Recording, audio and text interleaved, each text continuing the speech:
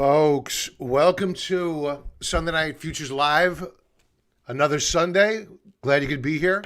Thanks for spending some time with me tonight. What we're going to be talking about this evening are the opening futures action. We're going to talk about some headlines that could move the market. And we're going to take some chart requests. I have a bunch of symbols to go over from members. So we have a busy night in front of us. Let's scroll through quickly the opening price action of the futures action. You know, before we do that, let's say hello. Trader Isaac, yes. Like and subscribe. Yes, thank you for that. Joseph, hello. Cena, I got your request, Cena. Larry, early spring in Louisville. Bob, good for you. Sunny 60s? Nice. Cold here, but beautiful day, though. Cena, smash the like button. Yes. This live will be awesome. I love the attitude. WD Shocker, good evening. Rico, hello. Got your request. WS, smash that like button. Yep, thank you. M. McNeil, hello to you, sir. Matt Carter, I have my coffee. I have my water.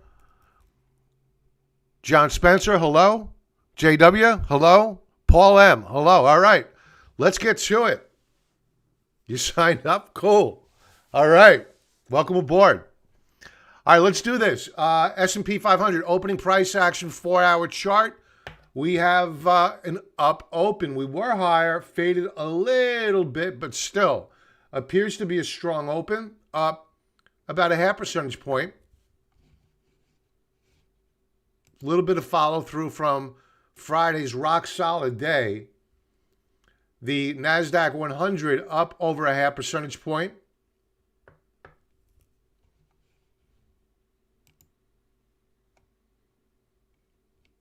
Where are all my symbols? I lost them.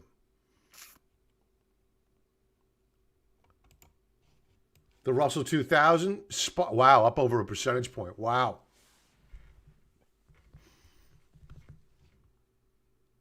And the Russell has broken out above resistance, but we remain within a trading range. Now up 1.11%. Is this sustainable? Let's drill down. 15-minute chart. Very overbought relative to the third standard deviation Bollinger Band. RSI 15-minute time frame, 76. I don't know if it's going to be able to sustain this momentum. We'll see. Back to the 4-hour chart. Let's take a look at the U.S. dollar.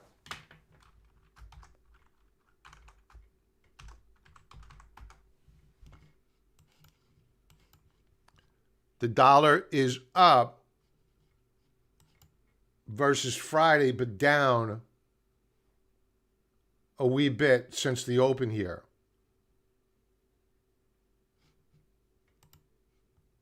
Let's take a look at gold prices.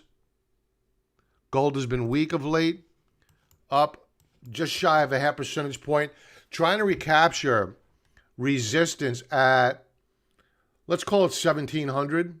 It's proven elusive to hold.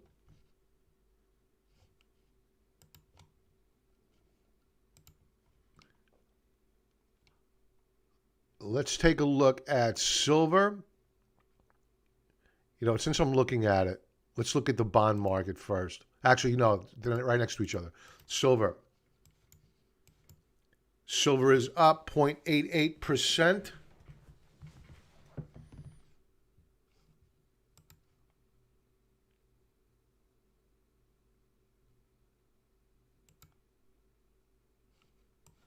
Now, here's where things get concerning for me. You know, we have two markets now. We have a growth market and we have a value market. So let's break them up. A growth market is Tesla. I've been asked twice to go over Tesla tonight, so we're going to go over that chart. Your high beta, big cap names, your ARK fund names, innovation stocks. Your value stocks are your airlines, your U.S. Steels of the world, transports, energy, cyclicals. And those should do well, because what I'm worried about right here, right now, is this spike up higher, in particular with the NASDAQ 100 and the small caps, of which I'm short. Bond yields are rising right now, and that's concerning to expect that these names,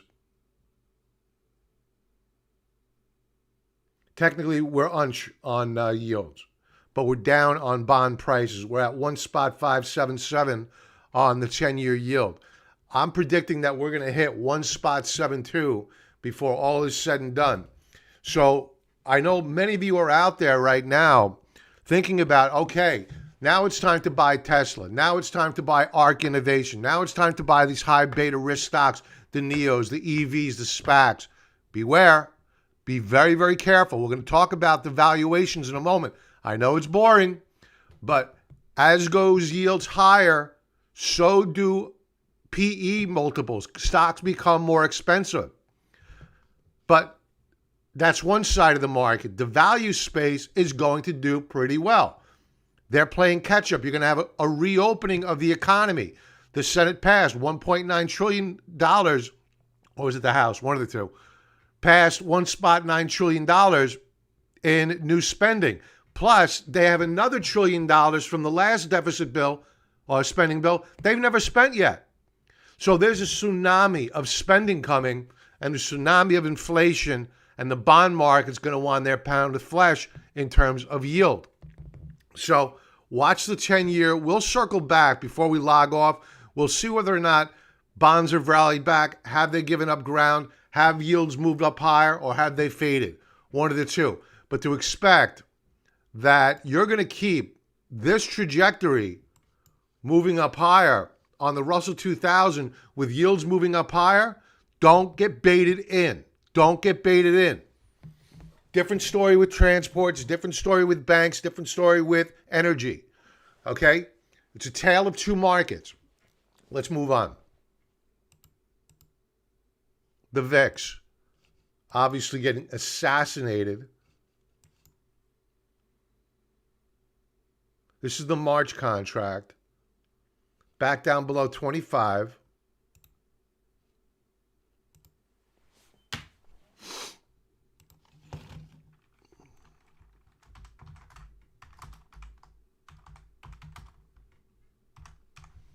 Let's see if we get any type of a reversal here tonight.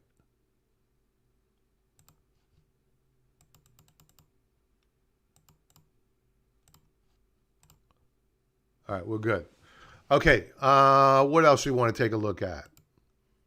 And again, before we log off, I'm going to come back to these. We'll take a look. Let's see how corn is looking, ag, spiking up higher. So we can already tell that we're seeing a little bit of inflation trade take place right here, right now. Ag is up, gold is up, silver is up.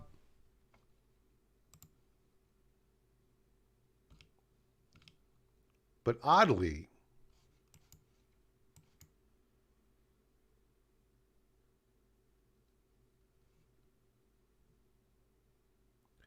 we closed on Friday. Strange. Okay, let's take a look at Bitcoin. I did a video. I want to clarify this because I had a lot of people, not a lot, a couple of people, come out and say that my call was wrong, and they obviously didn't watch the video. So Bitcoin is moving up very nicely here. Now, I warned that we could see a pullback in Bitcoin, and that's where people stopped. Bitcoin's breaking out. And the caveat I made during that video, it's posted on YouTube, is that if we broke, because yesterday we were trading down when I made that video, and we were down significantly, but we rallied back to close positive on the day and back above the 21 period moving average. And I warned that if we closed down and we broke to new lower lows, because we have a threat of a double top, and if we broke this support level, then we may see lower lows and new price targets on Bitcoin. So I said that yesterday in the video. I wasn't calling for guaranteed a breakdown on Bitcoin. I said, if this, then that. All right, so just to clarify that. I'll circle back. Hey, Kat, long time. How you been? Good to see you. Big Bear. Matthew's coach. Is there a historical correlation between bonds and stocks? Yeah, at times. I wouldn't say that they trend together all the time. You know, there's more of a correlation historically with bond yields rising and stocks rising as well. Because if yields rise, that generally means that you have a healthy economy. The concern is that when things get overheated, right, the economy's churning too hot, then all of a sudden yields get a little bit too high, the Federal Reserve is raising rates, and all of a sudden the economy begins to sputter out, and then the market reacts to rising yields. The problem is right here, right now, is that we have taken on so much debt that the government simply can't afford to pay out the interest on the debt that we paid out. So you also have valuations so high right now that you add on rising yields, it makes already very expensive stocks even that much more expensive. So right now, it's not a good time to have rising yields for high beta. They're too expensive. For value, different story. You'll see yields rise, and as I mentioned, the value stocks rise as well.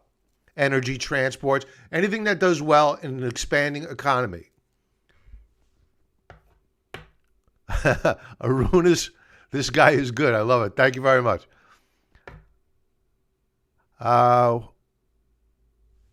It's a zombie economy, no doubt about it. Yeah, the only reason why you're going to get a tsunami of growth in the back half of the year is only because we just printed money out of pixie dust. You know, it doesn't exist. It does not exist on the elemental charts. I stole that line. I forgot where I got it from. 480 shenanigans. Hello, sir.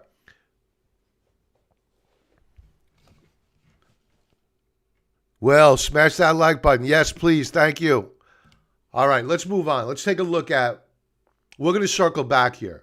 We'll see how everything settles out.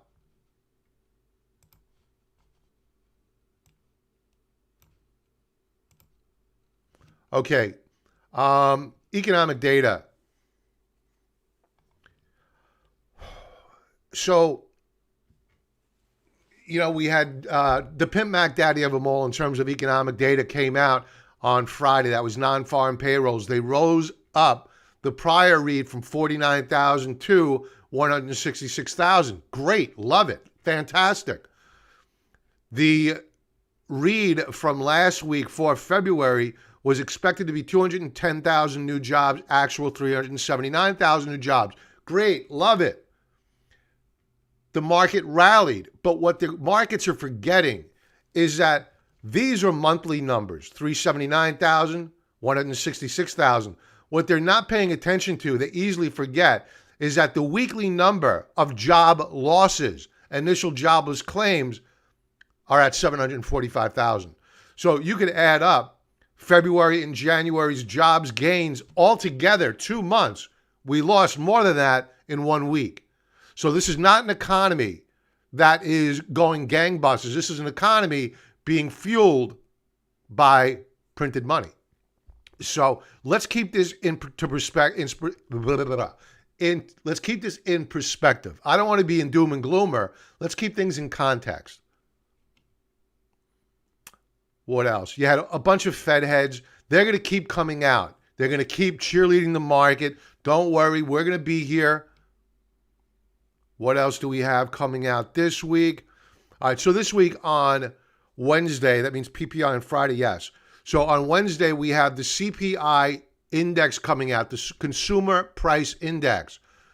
And what the Federal Reserve is going to look at, because their favorite word is transitory, meaning temporary. They're going to back out food and energy prices, which we know are ripping. So you're going to have the headline number come out on Wednesday. It's probably going to be hot. But then they're going to back out food and energy increases, which are fueling the headline number. And they're going to say, aha, this is your real read. No real inflation here. Don't look here. Nothing to worry about. And they're going to let inflation run hot. This is a joke. There is no federal budget. So let's just skip that. NFIB coming out on Tuesday. That's your small business sentiment survey. It could move the market. And on Friday, you have, well, I can't skip initial jobless claims. Hopefully these initial jobless claims drop down. You feel horrible for people filing these claims. So hopefully they start to drop down and you get job growth outpacing job losses. Friday, the producer price index. That's a measure of inflation at the producer level. So the question is going to be, is the producer seeing inflation? That's question number one. Question number two, are they passing along those costs to the consumer? Sometimes they do, but the last time we got this read, it was pretty hot. And moving forward, producers were saying they're passing along the expenses to the consumer. Let's see if they execute. They probably will. Headlines. Gold. This is just a headline about gold. I really didn't pull it up for that purpose. I pulled it up for this purpose here. Debt as a percentage of GDP. And this is the way, in all probability, we are going to get out of this debt crisis. And many people don't know, we've been here before. So I wanted to spend a few minutes discussing this because it's inflationary. So in 1942, GDP or debt relative to GDP was at 120%. We're above that now. Yet we're not that far away from where we were during the war period, World War II period. Now, what the federal government did to get out of all of this debt, yes, we had a growing manufacturing base. That certainly helped. We were an export nation. We were a creditor nation. We're no longer a manufacturing powerhouse. We are no longer a creditor nation. But what they did back then is that it wasn't as if we just went in, wrote a check for our debt. We did not do that. What the Federal Reserve did is that they capped rates. And this is what you're hearing now. They're managing the yield curve. They're going to, in all probability, do what they did post-World War II. And they're going to cap interest rates, thus causing inflation, thus killing the dollar, and causing the present-day value of the dollar to drop. And we'll just be paying off huge amounts of debt with dollars that aren't worth the paper they're printed on. So expect this. When you hear yield curve control, think of this. This is what's coming down the pike. They're going to cap rates. They're going to sell. You're going to hear Operation Twist all over again. They'll sell shorter durated bonds and buy longer duration and then manipulate that yield curve. This is what's coming down the pike. Oil. I didn't take a look at oil. They blew up a Saudi oil tank. And let's see if there was a spike in oil prices. I meant to go to that.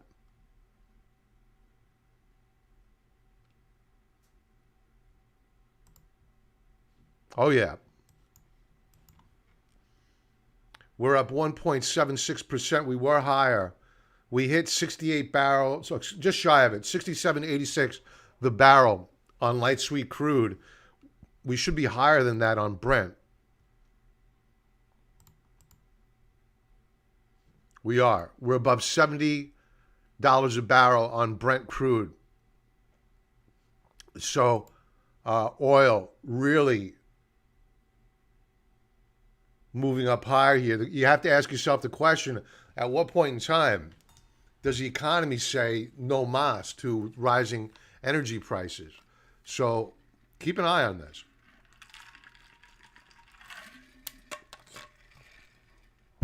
Okay, let's get back. Senate passes $1.9 trillion stimulus package. We're not going to get into this.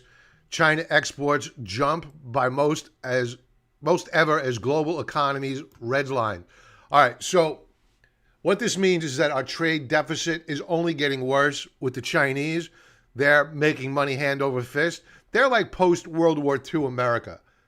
They're taking in all the money, and we're just accruing debt. Morgan Stanley predicting that we will see a short squeeze, the biggest since May, whereas you have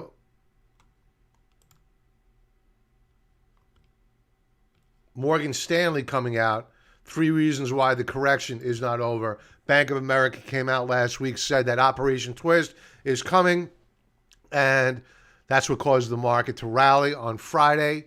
We'll see. All right, so let's take a look at where we're at with rising yields and the Buffett indicator. This is a measure of valuation of the stock market. And despite the fact that we've come off the highs, we're right near all-time historical highs on the Buffett indicator. Stocks are wildly, wildly overvalued, despite the recent sell-off. This is as of March the 4th. So beware. As we go into the new trading week, we're spiking up higher. They're passing stimulus, but yields are probably going to pump up higher here. No change yet, but we'll circle back in a moment. All right, let's do some chart requests. First, let me go to NY Jets. Hey, brother. Yeah, job numbers, lipstick on a pig, no doubt. Short gold? I don't know. I'm not ready to buy gold here. I'm not ready to short it though. It's come off a lot. Watch the dollar. Once the dollar begins to move lower, then you're going to see gold begin to move up higher.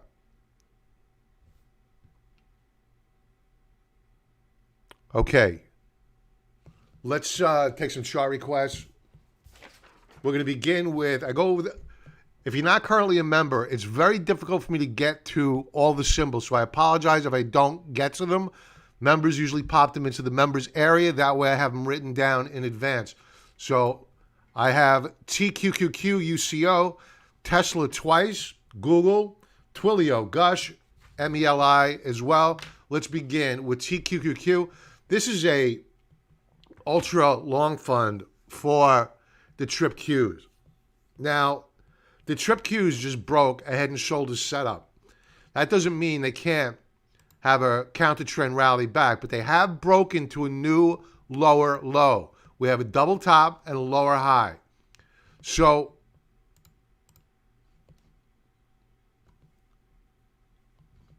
let's take the heat map off. So using the, I didn't pay the bills. Folks, we're going to be using TrendSpider, automated technical analysis, automate your grunt work,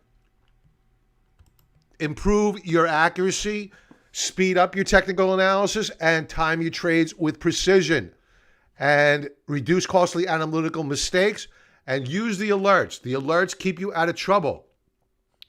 They have ETF, stocks, indices, pink sheets, futures, you got it. All the data feeds here that are available. You have their TrendSpider University, all step-by-step tutorials. Great stuff. 35% discount code below if you want to get TrendSpider. If you are looking to become a member of the Contrarian Trader, use our silver and gold level memberships. You get it for free. Go over to the website. If you're already a member of TrendSpider, there's also an option for you. You can either join our titanium level membership or take advantage of our discounted membership below. $100 for 3 months, then $299 per year thereafter. It's called Gold Light. All the benefits of gold. However, no TrendSpider, no trading sim. It's just base gold level membership, but you do get stock chart requests, okay? And one-to-ones. So 35% discount code below. Take advantage of it. Okay. Let's get to, they logged me out. Wise guys. They're probably watching. All right, TQQQ. Let's begin with a monthly chart. Now, here's the power of the automated trend lines. I didn't draw that line. Click of a button, and you could see where there was support and it bounced. Is this ultimate support? We don't know. We don't know yet. If yields continue up higher, these names are going to catch it on the chin.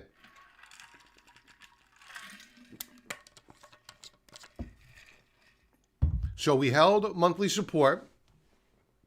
We're down on the month by about, is that right? Oh, this is an ultra fund. I forgot. I forgot there was a TQQQ. I'm saying 10% down on the Qs. No, this is the leveraged ETF.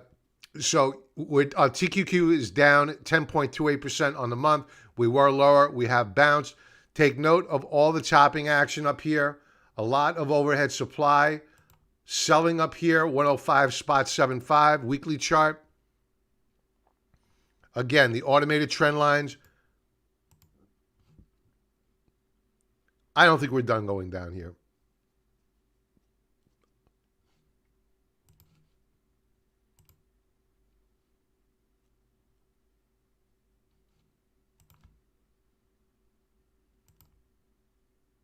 We broke support last week. We bounced off of two other support levels, and we're in Never Never Land. We're in the middle of a trading range.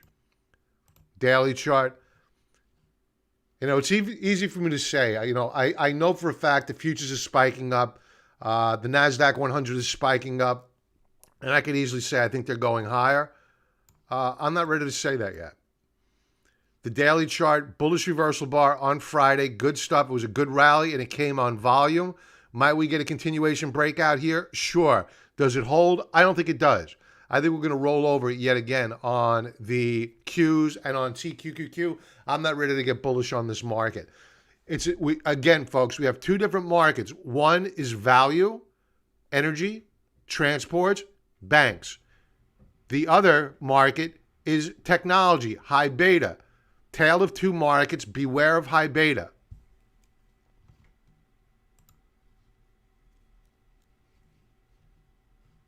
Let's move on to UCO, another ultra fund.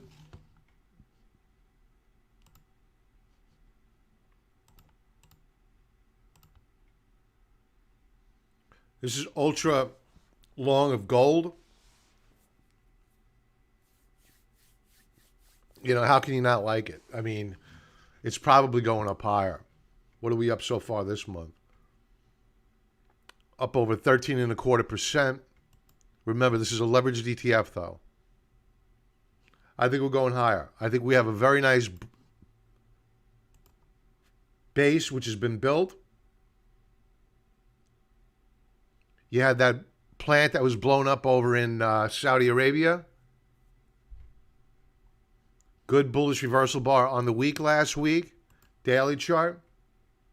We gapped up on Friday. We're probably going to gap up again tomorrow. Would I chase that gap? No, I would not. I would let it pull back in. We're due for a bit of a pause and a pullback on oil if, as I expect, we gap up higher as well tomorrow. Sorry for the long pause. So I think that this is moving up higher. Would I chase it here? No, I would not. Tesla.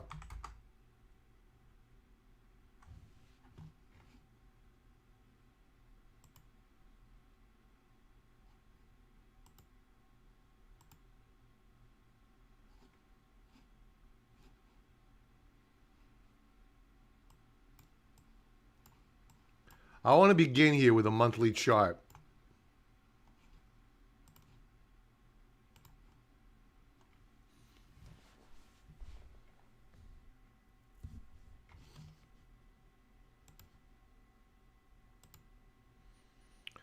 Tesla closed on Friday right where it closed when it sold off to do a retest of this support level here back in I don't know what month this is because my toolbar won't go away.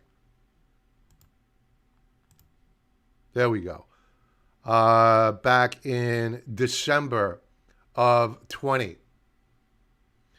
Now, this is reasonable support, but this is a high beta name.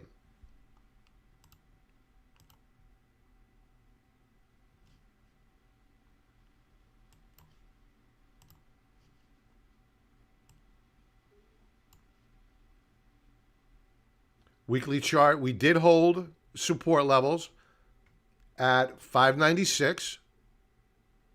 Volume rose last week versus the prior week, and it was above average. So we're seeing institutional distribution of Tesla. I know Kathy Wood over at the ARK Funds was buying Tesla, but she bought way too high. I was very surprised at that. Daily chart.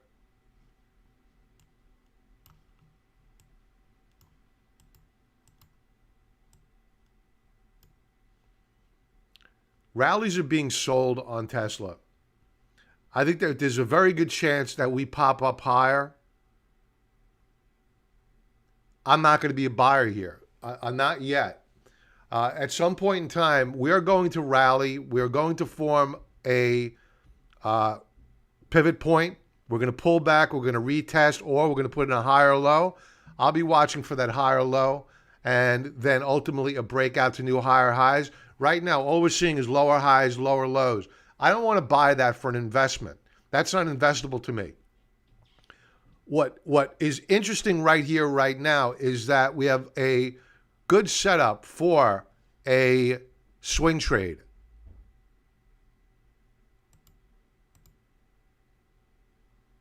Raindrop charts closed very, very nice. Big fat belly on the right side of the raindrop, showing that there was buying into the close. Let's do a deeper dive on Tesla. Go down to a 4-hour chart. See what's going on intraday. I think they pop it. Take note of how the heat maps are picking up support where we closed on Friday. This afternoon 4-hour bar, very good, close to a doji star formation. I think we're rallying as soon as tomorrow on Tesla. Is this the bottom? We don't know. We don't know. Anybody who tells you they know, they're lying.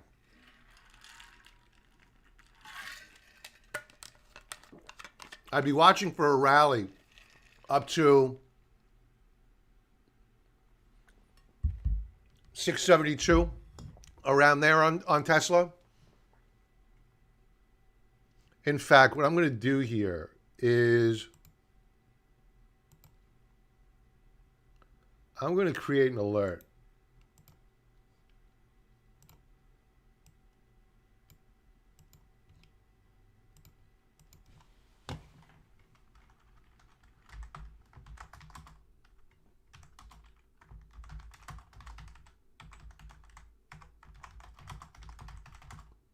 Now, you might be saying, Bob, you're not going to get that. The stock is going to pop up early tomorrow. It's going to break right out. Maybe. You're probably right. However, if we open up strong tomorrow, what I'll be looking for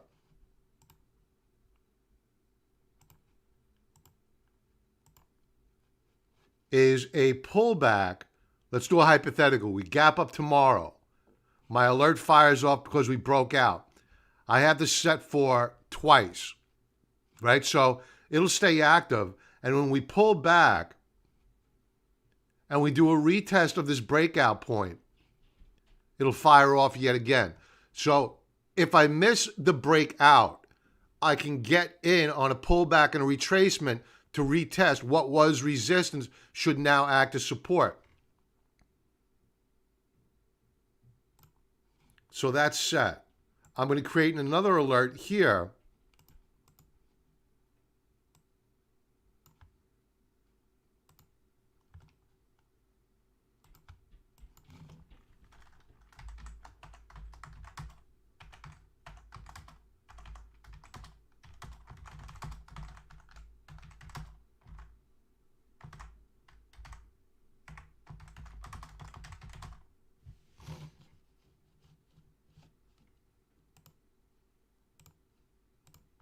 And we're good to go. Okay? Set it and forget it. If it does, I'm not chasing it.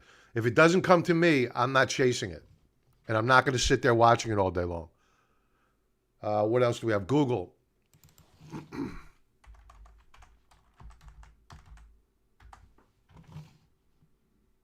4-hour chart on Google looks really, really good. The monthly chart looks really, really good.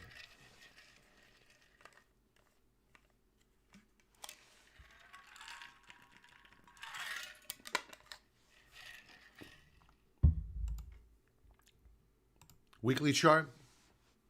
Weekly chart looks really, really good.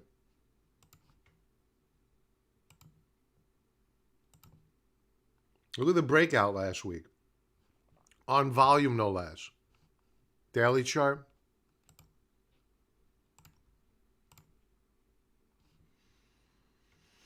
We broke out on the 1st, did a retest on the 3rd, continuation breakout last Friday. This is a buy. Google's a buy. 4-hour chart. This is a monster. This is going to go. You have a great Bollinger Band squeeze set up here. Very tight Bollinger Bands. I think it's probably going to gap up. It's going to move tomorrow. Definitely a bull case here for Google. What else do we have? Twilio.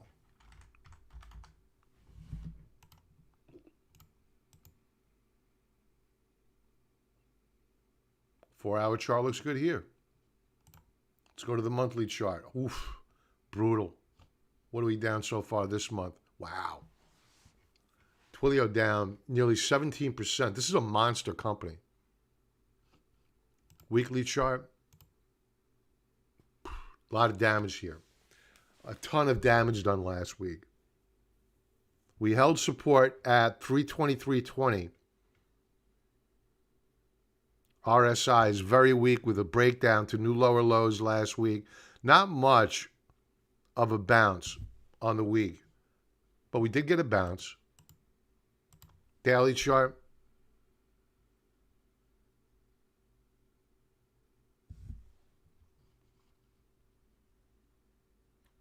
We bounced, but still not sexy. We couldn't close positive on the day with the rest of the market up. So Twilio is showing relative weakness versus the rest of the market. Now, I mentioned earlier that the 4-hour chart looks pretty good. So I'm going to do the same as what we did earlier. And we're flirting with a breakout here.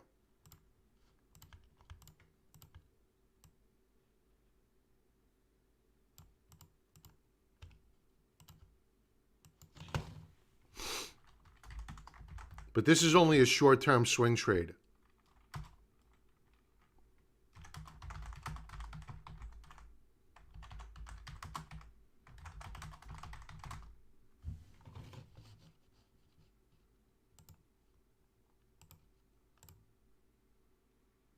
Okay. Eric. They're not blocking you anymore, Eric. I took the blocks off. There was a setting. And for whatever reason, it was only picking on a couple of people. Amazon, if we have time, pal, I'll definitely go over for you.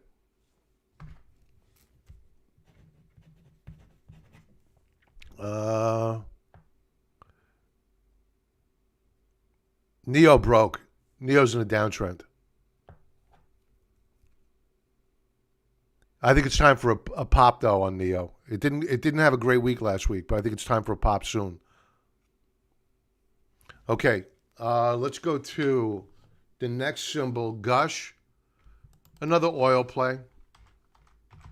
Leveraged ETF. This is for the explorers, though. And the explorers are looking, I'm bullish on the explorers. 4-hour chart looks really, really good.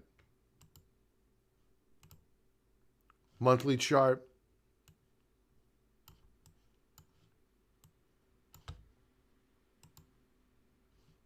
You can see we had a great breakout. There's more upside to be had here. Weekly chart. I think we're going up higher.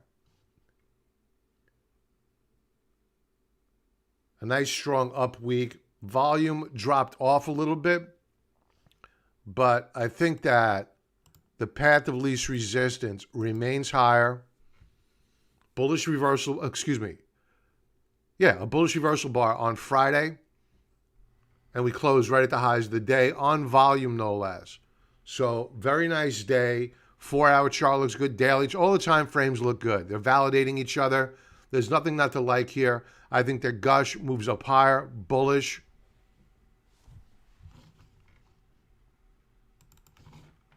MELI. Mercado Libre. I haven't thought about this stock in a while.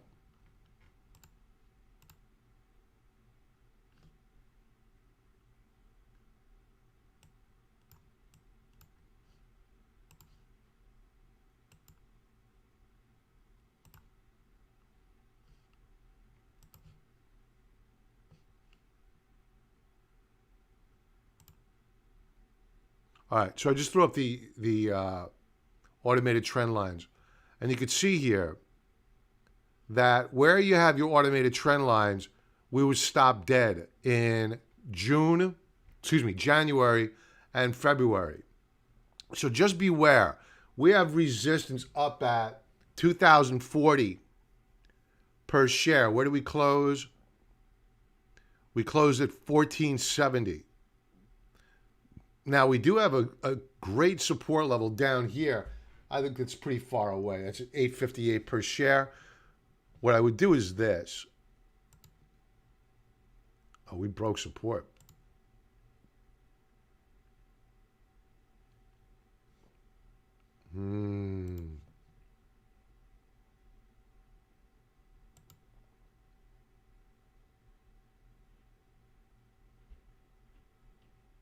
Let's go to a weekly chart.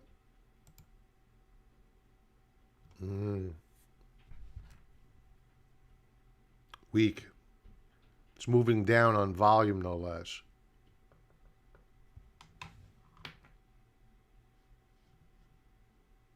Here's interesting support.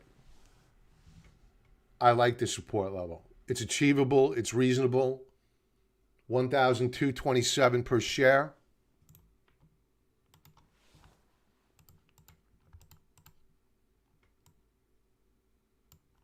Keep a wee bit of sensitivity, as they say in the old country.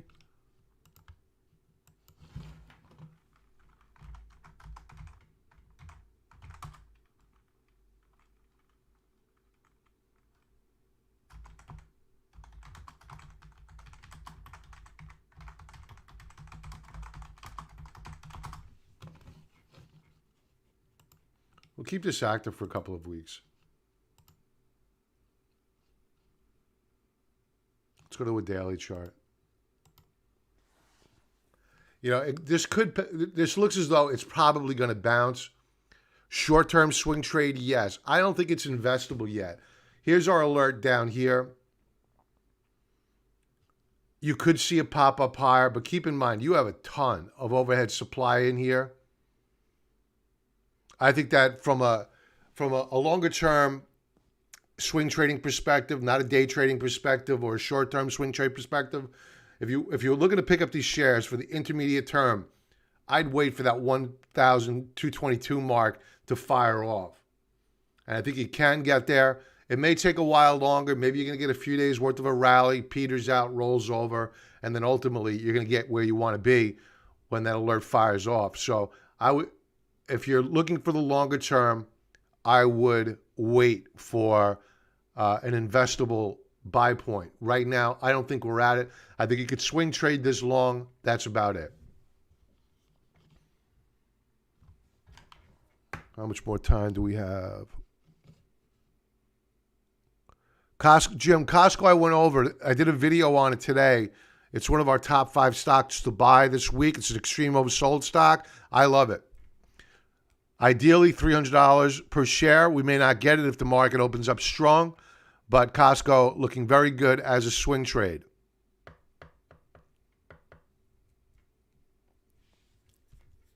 All right, we have 15 minutes to go, so we got Amazon.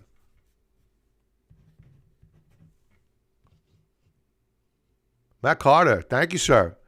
Thank you for the super chat. Appreciate that.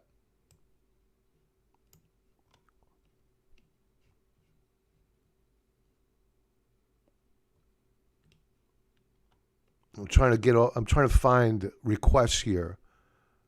I'm trying not to miss anybody. Mo, GE.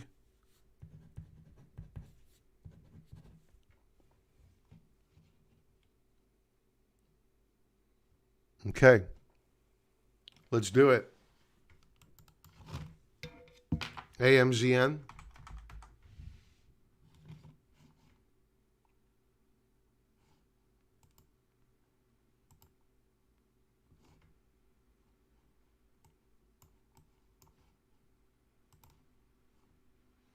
I don't like Amazon. It's broken support levels. We were in a nice trading range. We broke support. Now Amazon is on defense. Weekly chart. It closed down on the week last week, down below support, and it closed down on volume.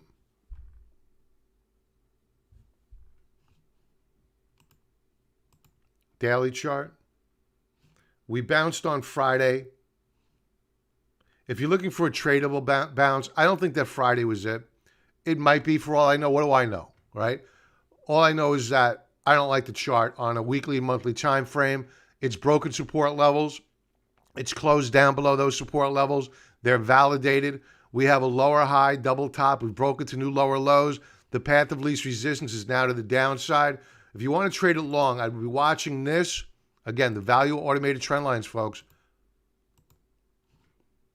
Watch 2,785. Where do we close? 3,000. Create an alert, touch, bounce. A little bit of sensitivity.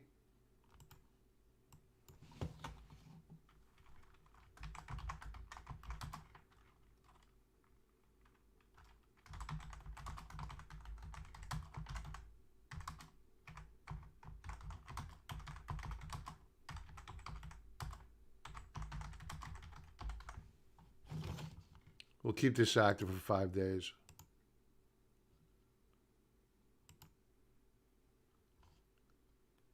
Now I'm going to take off the trend lines and my drawings. I want to overlay on a daily chart first monthly support and resistance. Nothing appearing. Weekly. Up here we have resistance. So if we do rally, we can get a rally up to 3,153. Not that much of a rally before we hit resistance. I don't like it. I'd want these shares to come to me. Again, it has to come down to where we set our alert. QCOM.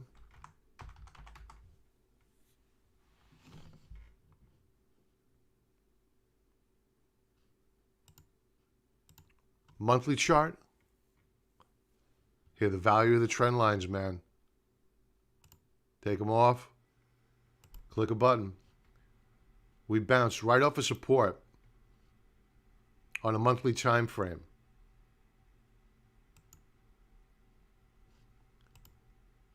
Weekly chart. Now, I'm going to overlay monthly trend lines on the weekly chart, and here's where we sit.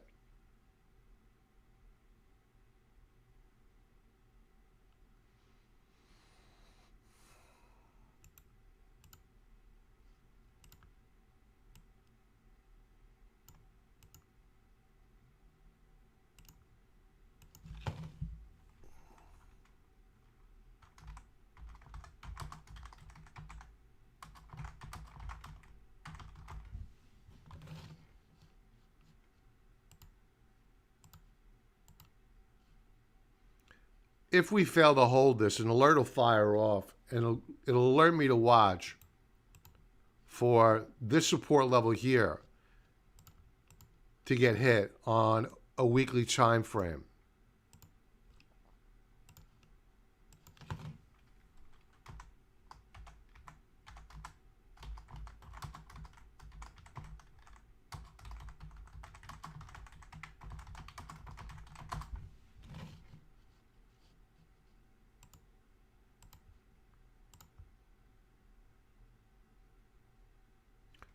That's the play.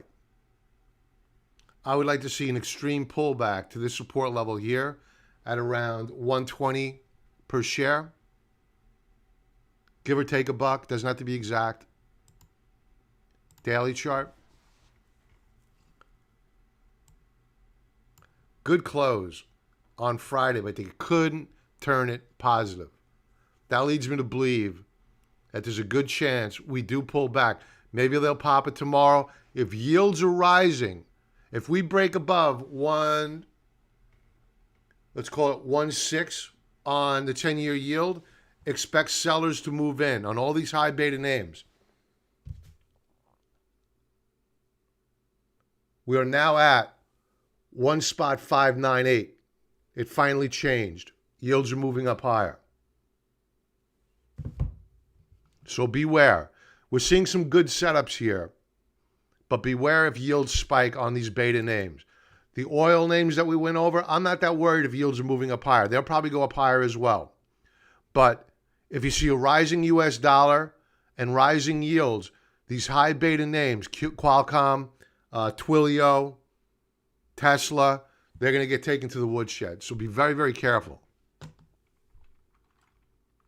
GE should do well in rising yields.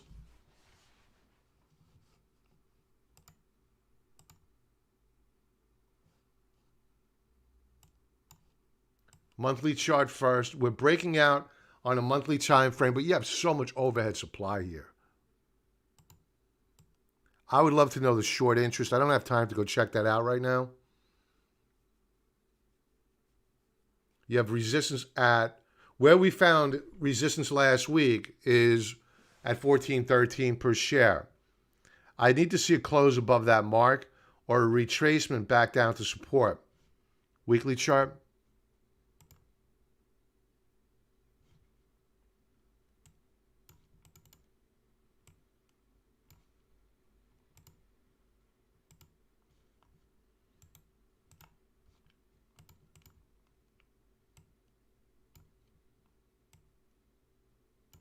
Setting up an alert just in case we get a reaction to the downside early this week, perhaps a retracement to retest support, completely achievable.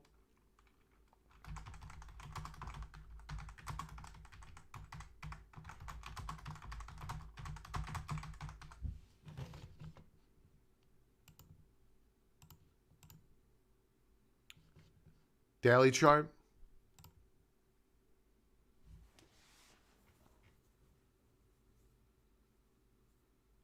We flashed a blue doji on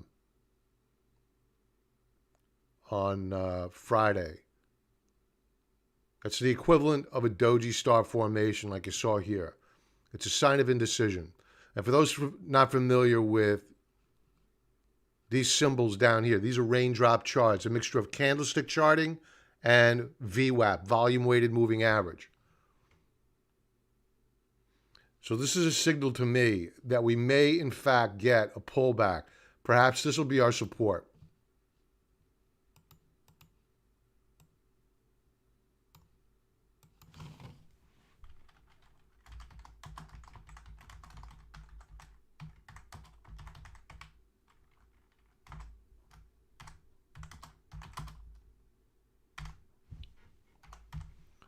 All right, so this is just a reminder. This is support level number 1 of 2.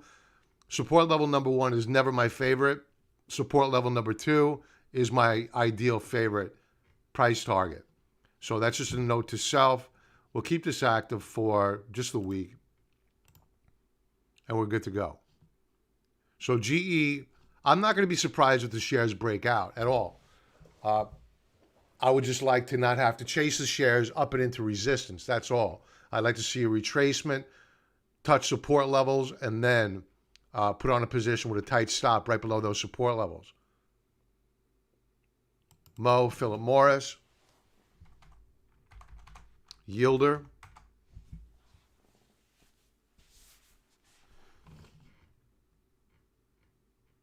daily chart looks good. We'll come back to it. Monthly chart. Again, the value of the automated trend lines. Take them off.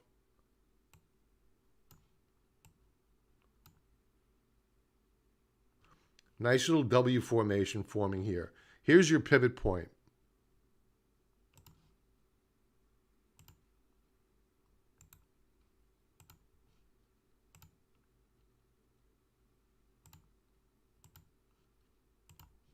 Right there.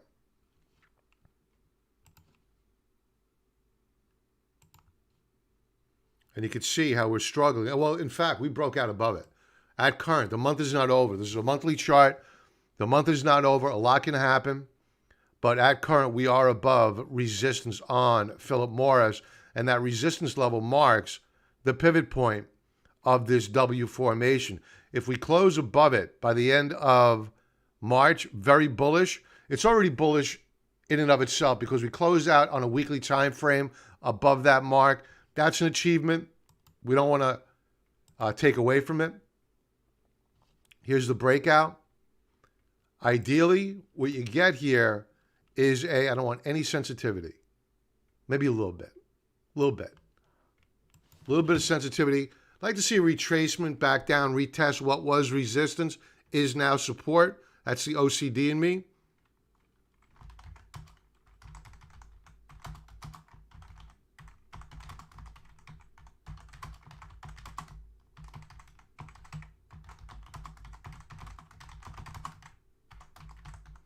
Now, I'm listing this as a tight stop because if this fails to hold and we close out March back down below and into that trading range, I don't want to be a part of it.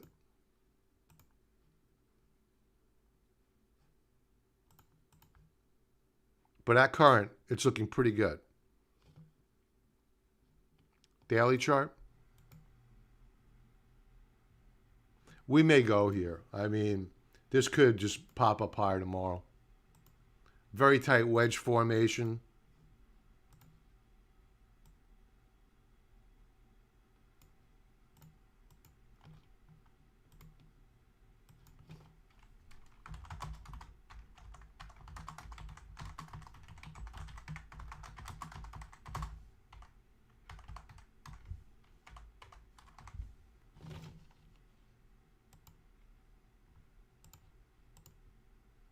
Very bullish. I like Philip Morris. Looking very good. So we just went over. I just analyzed within the past 20 minutes. 1, 2, 3, 4, 5, 6, 7, 8, 9, 10, 11. 11 stocks. Folks, I use TrendSpider to analyze stocks because it saves me a ton of time. So again, if you're just joining in, 35% discount code below. Let's circle back. Now, yields have begun to creep up. Let's circle back. I sound like that press secretary. Circle back. 1.596 on the 10-year yield. Oil, still strong, bit of a fade. US dollar, stable.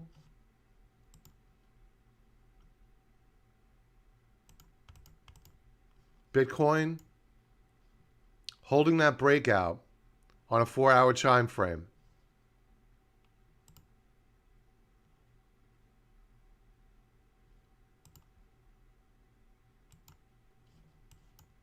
Yeah, look at this. This is a problem. This is the S&P 500. We gapped up. We're still up over a third of a percentage point. Very respectable. But yields picked up. What are we doing? We're reversing. It's still very early. A lot can happen between now and tomorrow morning. Let's take a look at the NASDAQ 100 because it shouldn't get any better with the NASDAQ 100. No, it has not. We've given up virtually all those gains. This is the concern. This is the tale of two markets. I'll bet you if I brought up the Dow right now, the Dow is probably still holding much of its gains. We didn't go over this earlier.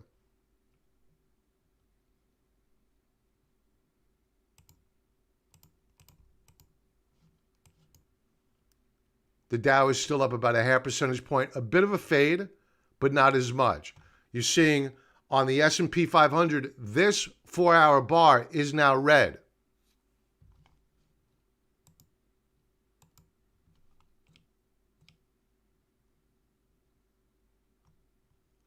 Let's go back to the NASDAQ 100.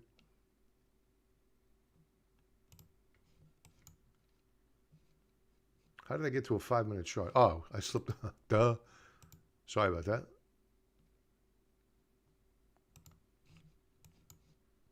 All right, so we ran up into resistance. We are just barely holding the gain. We're flat now on the session.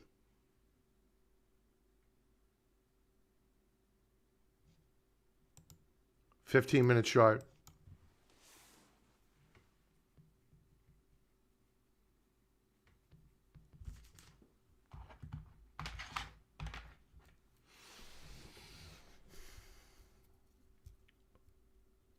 Really trying to firm up here and hold gains.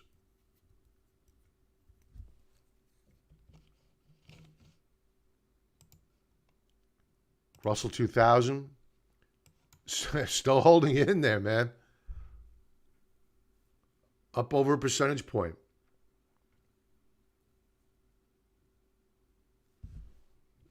Let's check out the VIX.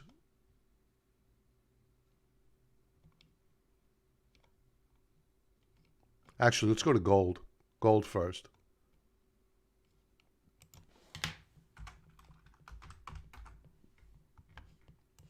Gold has come in slightly. It got overbought. We're still holding the breakout. Gold is looking good.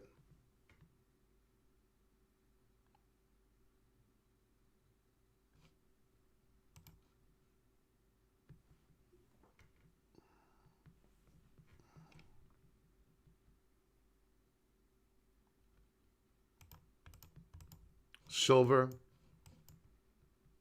It's pulled back. No big deal. They gapped up to become overbought on the 15-minute time frame relative to the 3D Bollinger Band. No great shock. We're getting a pullback. Still strong.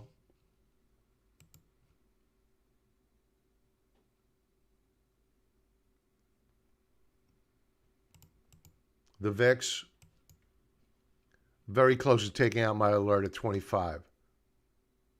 So here's the feedback I would give is that if we spike up higher tomorrow on the small caps and on the high beta names, I would not chase this market.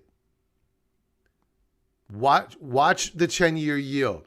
We have a price target of 1.72.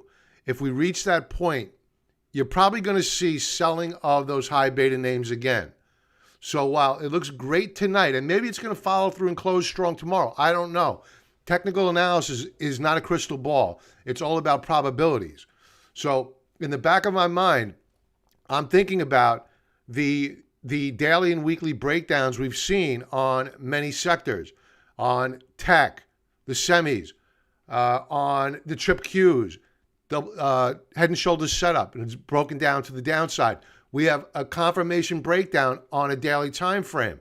So that just doesn't go away by 1 day worth of a gap up.